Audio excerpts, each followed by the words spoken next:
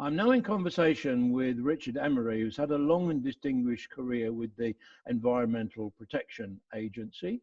He has a legal background, and I'll ask him to describe himself and the role that he plays in environmental protection in a little while. But I want to give him the opportunity to say something about his career, how he got involved in environmental issues, and what he's achieved at the Environmental Protection Agency in the USA. So, Richard, how did your career start? What got you involved in the environment? When I was a child, I grew up on the coast of Maine in a fishing village.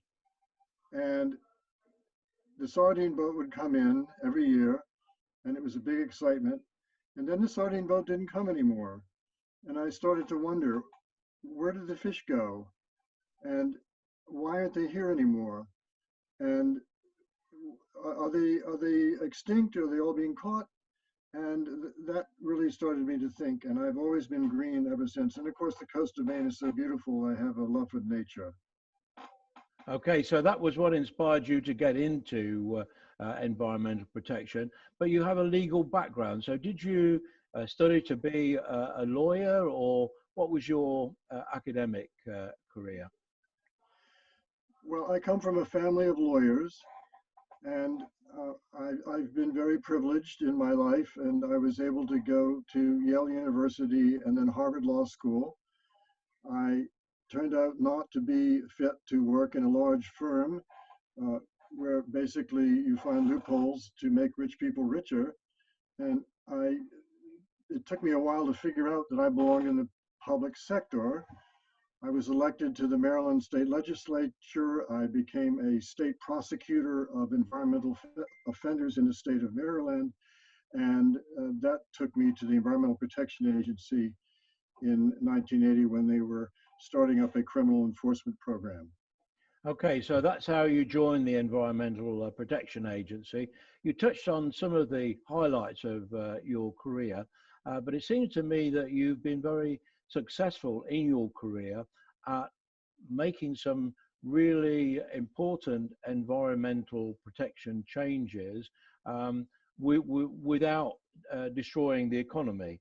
Um, what are the kinds of things that you are most proud of in terms of the legislation that you've been able to bring in? What kind of results have we seen? Well, my own personal career had two parts, and uh, because I'd been a state prosecutor, I became EPA's briefly their nationwide legal advisor for all EPA investigations of pollution crime. And after that, I went and worked internationally for 17 years to teach US methods, which were then widely admired. Would teach them to other countries wanting EPAs for themselves. That's what I did. Uh, all around me, EPA was doing many things, some of which I was part of. Do you want me to tell you Yeah, what they please. were? Yeah, please. Just say some of the highlights that you mentioned to me before. Yeah, well, I'm not taking credit for all these things, although I touched upon some of them in my career. But the reason I have great hope for the future is I know we can fix the climate.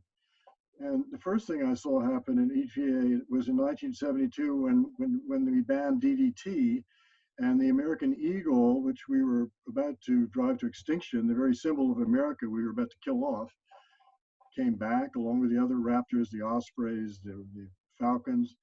Uh, then we took the lead out of gasoline that was destroying, causing brain damage, babies in urban areas, and most of the world has done that now, just by consensus. But EPA did that using cap and trade in the 1980s. We had terrific toxic waste dumping throughout America in the 1970s. We stopped that. Uh, we saw Margaret Thatcher and Ronald Reagan sign the Montreal Protocol to protect the stratospheric ozone layer in the late 1980s. And in the 1990s, again using cap and trade, we uh, caused the American power plants that were emitting sulfur dioxide and nitrogen oxides and causing acid rain and causing forest death, Waldsterben in German lakes, northern lakes dying. We stopped that. You know, we've done so many things, and we can fix the climate too. It's just another air pollution problem.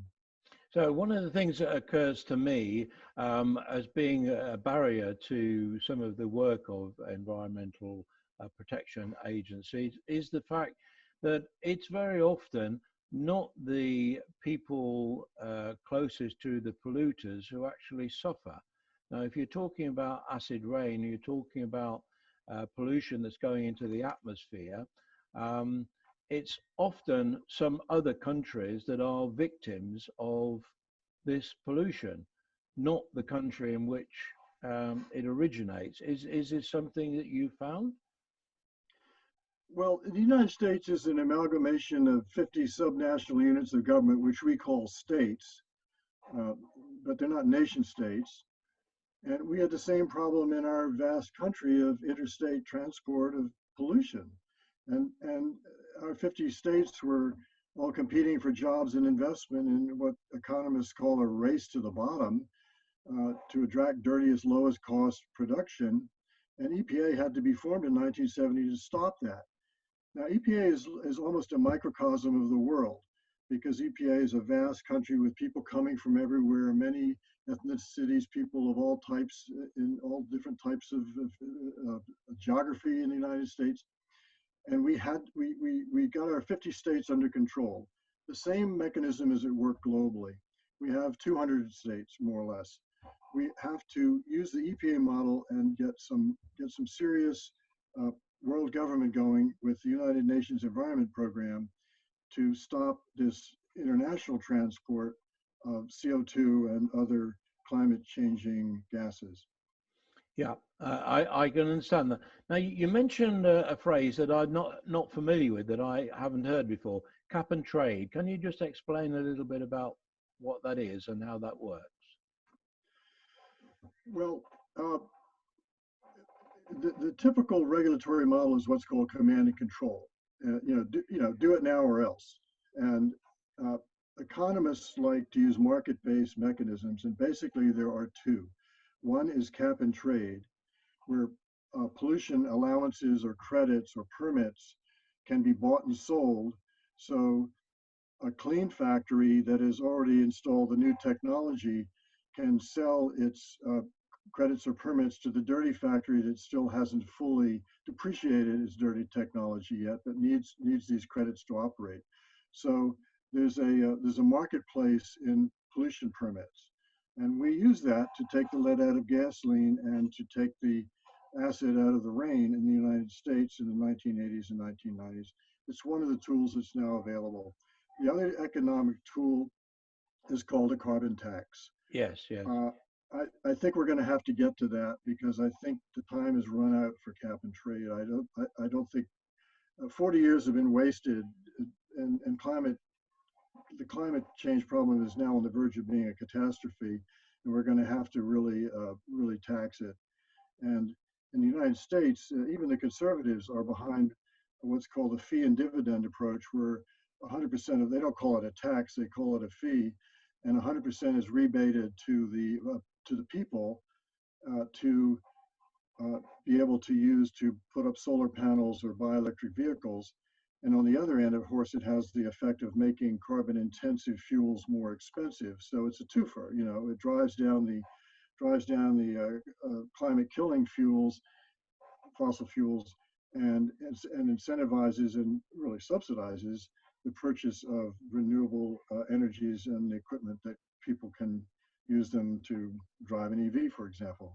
Yeah, I was also impressed looking at the review of your book, which really seemed to me to be, from the reviews, very engaging and influential book, which is readable by both adults and children.